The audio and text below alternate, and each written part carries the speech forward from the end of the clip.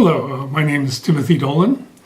I am a decades-long specialist in public policy foresight, and want to today speak on actually on a book by a gentleman whom I've read several books from, Mr. Michael Lewis. You may have heard of him. He wrote The Big Short, The Blind Side, Liar's Poker, and numerous other books, some of which have obviously become screenplays and movies. The thing I appreciate about Michael Lewis is that he does his homework, sometimes from direct experience. He takes very complex, complicated issues that are of universal importance and is able to tell stories about them, thus making them readable and interesting and hopefully graspable by most people. So his latest book is called The Fifth Risk. And again, I'm not just touting Michael Lewis. I'm certainly not a paid agent or anything of the sort. This particular book deals with the Trump administration from the point of its transition into the White House through its staffing debacles that are ongoing. And I think, again, as a forecaster, we can forecast more to come.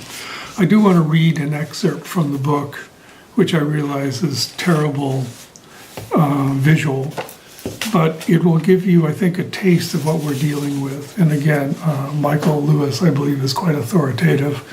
His sources, I think, are pretty clear in their expertise. And the picture they paint of the Trump administration and its staffing is just one more indictment of that particular administration. So again, I'll try to keep this short.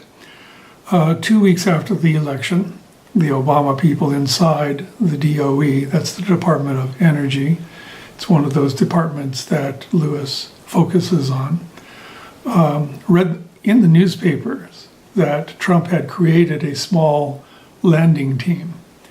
It was led by and mostly consisted of one man named Thomas Pyle, president of the American Energy Alliance, which upon inspection proved to be a Washington, D.C. propaganda machine funded with millions of dollars from ExxonMobil and Koch Industries. Pyle himself had served as a Koch Industries lobbyist and ran a business on the side writing editorials attacking the DOE's attempts to reduce the dependence of the American economy on carbon.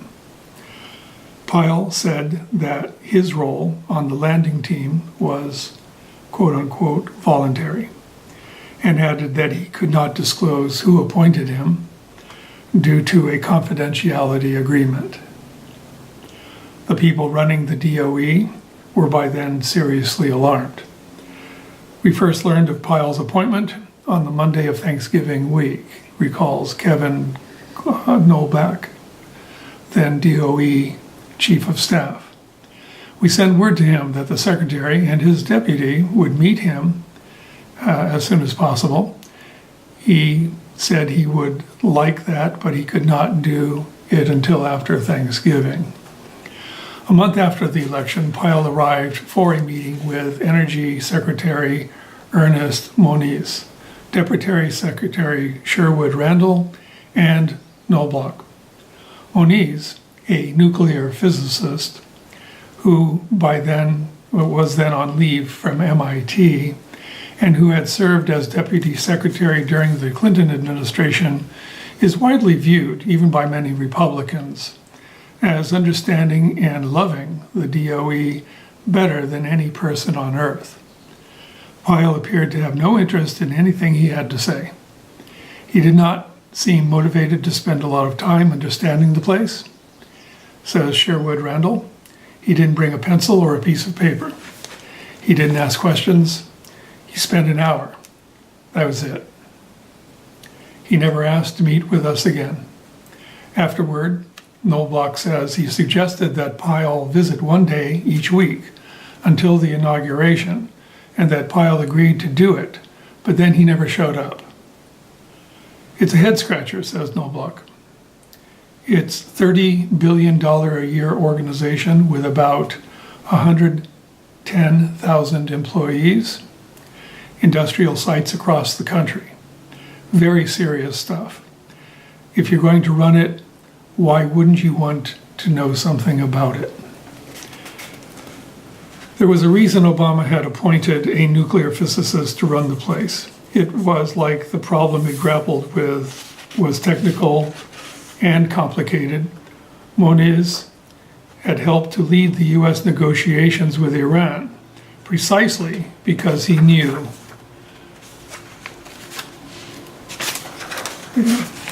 which parts of the nuclear energy program they must surrender if they were going to be prevented from obtaining a nuclear weapon.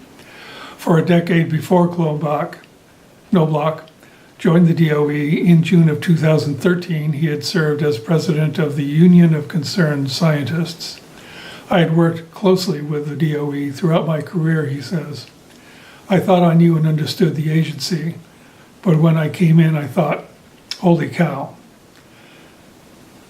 Deputy Secretary Elizabeth Sherwood Randall had spent her 30-year career working on reducing the world's supply of weapons of mass destruction.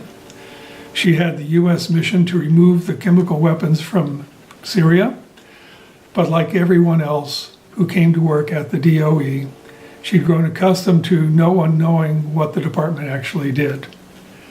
When she called home back in 2013 to tell them that President Obama had nominated her to be second in command of the place, her mother said, "Well, darling, I have no idea what the Department of Energy does, but you've always had a lot of energy, so I'm sure you'll be perfect for the role."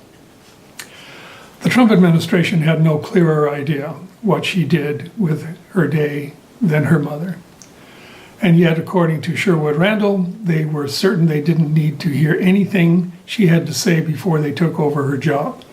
Pyle eventually sent over a list of 74 questions he wanted answers to.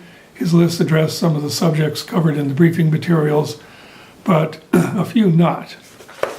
I'm going to stop now and underscore the fact that the Department of Energy, as disclosed in Michael Lewis's book, is the department that oversees the entire nuclear weapons stockpile for the United States government.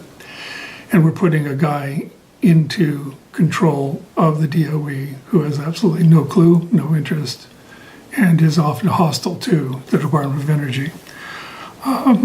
So there we are. I suggest picking up the book, reading further. I won't say it's a happy read. It's an informative read.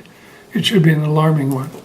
And I hope this gives you a taste, and hope that it may enlighten you to the nature of the current administration as if one didn't know already. Thanks very much.